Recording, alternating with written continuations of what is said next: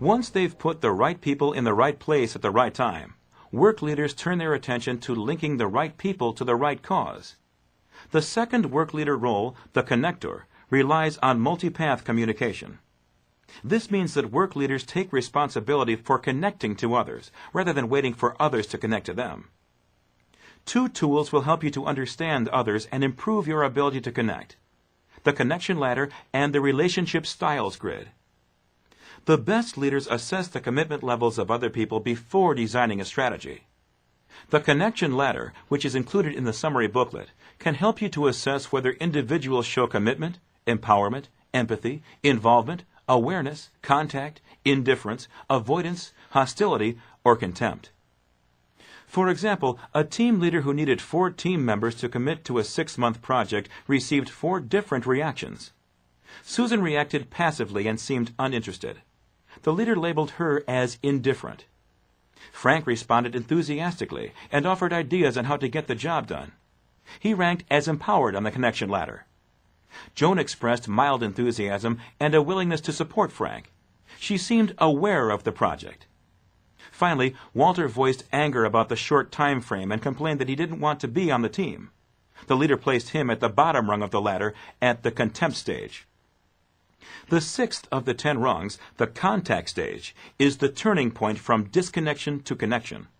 Without it, people such as Susan can fall in a downward spiral from indifference to avoidance, hostility, and contempt. With it, people can climb the ladder to involvement, empathy, empowerment, and ultimately commitment. To coach people toward commitment, you should assess the readiness of the team to move forward before asking them to take action. Praise those highest on the ladder and give them greater responsibility for getting the job done.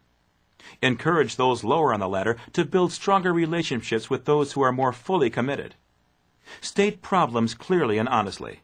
Invite advice about solutions, but always strive for agreement on specific steps that can create greater commitment. And face threats squarely and develop alternatives that will minimize the risks to connection. Once you've placed each person in the right position on the connection ladder, you can use the second tool of connection, the relationship styles grid, to tailor your conversations with each team member according to how they prefer to relate to others. Determine whether each person operates as a rational, intuitive, functional, or personal relator, and then customize your message. Rational relators value analysis, facts, and technical expertise.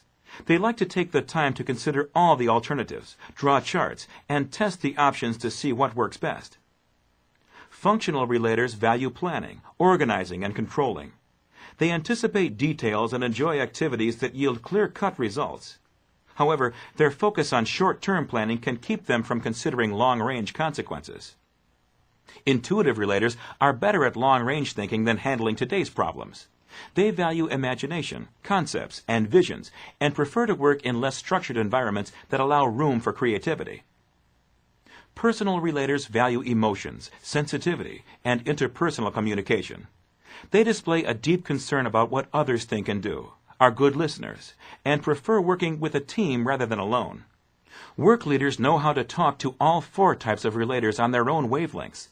They recognize which style a person prefers, then meticulously craft their communications, choosing the language that speaks to his intellectual and emotional needs. This allows the connector to deal successfully with a wide range of people, assemble balanced teams, and move everyone up the connection ladder to total commitment.